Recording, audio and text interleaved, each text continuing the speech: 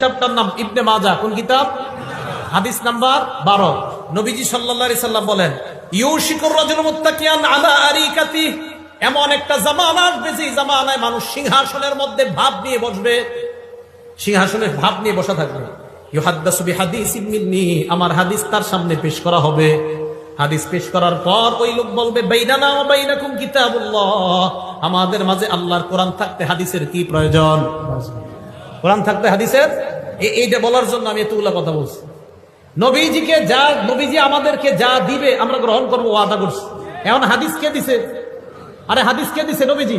আমাদেরকে হাদিসগুলো কে দিয়েছেন?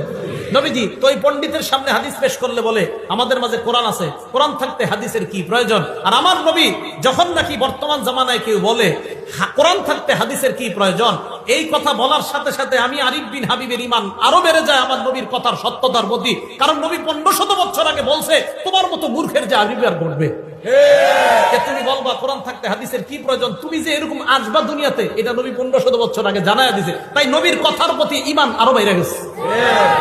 নবীজি বলেন, এমন একটা জামানা আসবে যে জামানায় এইভাবে মানুষ বসা থাকবে, তার সামনে হাদিস পেশ করা হলে সে বলবে কোরআন থাকতে আবার হাদিসের কি প্রয়োজন, এই কথা বলবে।